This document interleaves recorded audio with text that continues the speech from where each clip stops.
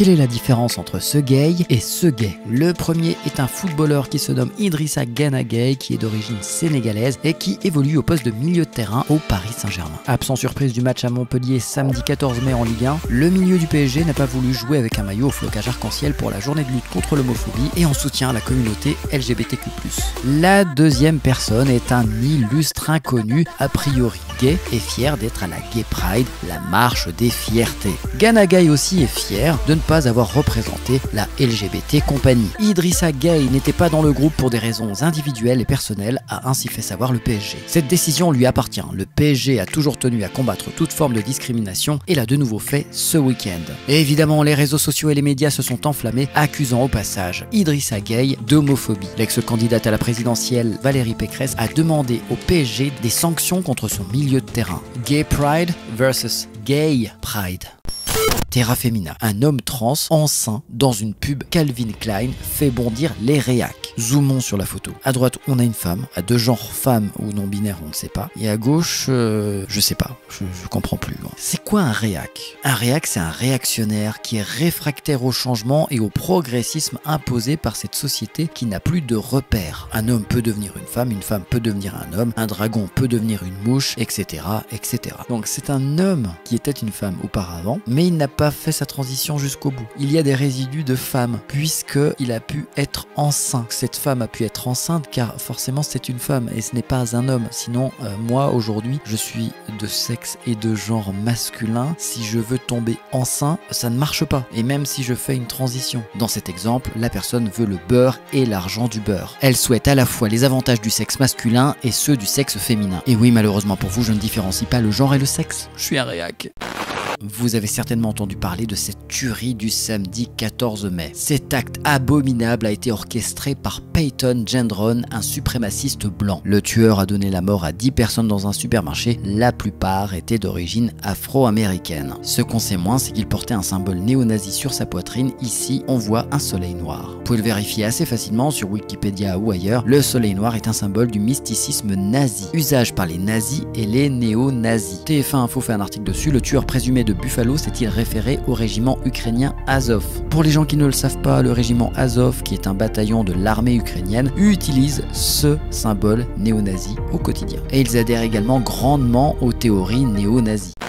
Elisabeth Bornstein a changé son nom en Born, ça a changé sa vie. Elisabeth Born, une première ministre fille d'un résistant, est déportée. Nous apprenions dans un article de Times of Israel que la première ministre, dont le père juif résistant a été déporté à Auschwitz, s'est dit proche de la communauté juive française. Bonne nouvelle pour Israël, mauvaise pour la Palestine évidemment. Nous apprenons dans son article que son père était un juif d'origine russe, né dans une famille réfugiée en France en 1939. L'homme a été résistant pendant la Seconde Guerre mondiale et a été déporté fin 1943. Joseph Bornstein est né le 2 mai 1924 à Anvers en Belgique. Et là on va passer sur Midi Libre, un article du 17 mai. Joseph était né Bornstein en Belgique, donc Bornstein s'est transformé en Born, au sein d'une famille d'origine polonaise. Elisabeth, tu n'assumes plus ton origine russe à cause de la guerre en Ukraine? Tu as peur qu'on souligne des points communs entre toi et Poutine? Est-ce que quelqu'un peut m'expliquer ce concept? Je ne comprends plus rien. Que fait Zelensky à l'ouverture du festival de Cannes? Déjà, ils ont gagné l'Eurovision, l'Ukraine, on ne sait pas pourquoi. Bah si, parce que c'est l'Ukraine. Demain, on va leur faire gagner la Coupe du Monde de football. On va leur demander d'organiser les JO. Ou alors, ils vont incorporer un nouvel État aux États-Unis. Faut arrêter, les gars. Franchement, faut arrêter. C'est un cirque, c'est un sketch. Donnez-lui un rôle aussi à Zelensky. Il pourrait jouer avec Tom Cruise dans le Mission Impossible numéro 44. Attention, sujet à strike, possibilité de se faire ban de TikTok. Andrea Furet pourrait être la première femme transgenre à participer au concours Miss France. Bah je comprends pas, c'est Miss France ou Miss Trans? Bon bah moi je vais suivre la voie du progressisme et je vais inviter tous les hommes qui souhaitent participer à Miss France d'envoyer leur candidature. On est tous égaux, merde. L'inverse est également possible, les femmes n'hésitez pas à postuler à Mister France. J'en dis pas plus, je vais me faire censurer. Restez jusqu'au bout, j'ai une information incroyable. J'ai le nom du futur Ballon d'Or 2022. Alors non, je vous mets d'accord tout de suite, ce ne sera ni Karim Benzema, ni Kylian Mbappé, pas même Sadio Mané. Le Ballon d'Or 2022 est attribué à, attention roulement de tambour, Volodymyr Zelensky pour l'Ukraine. Wouh, bravo, formidable. Ah bah mince alors, on dirait un commentaire de Miss France. Il faut être contre la guerre, oui. Bah évidemment qu'il faut être contre la guerre.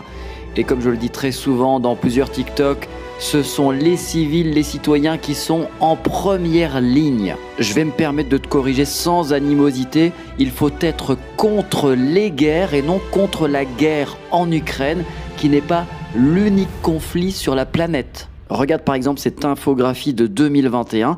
Toutes les zones en rouge, ce sont les pays en guerre. Est-ce que tu les as vus au Festival de Cannes ?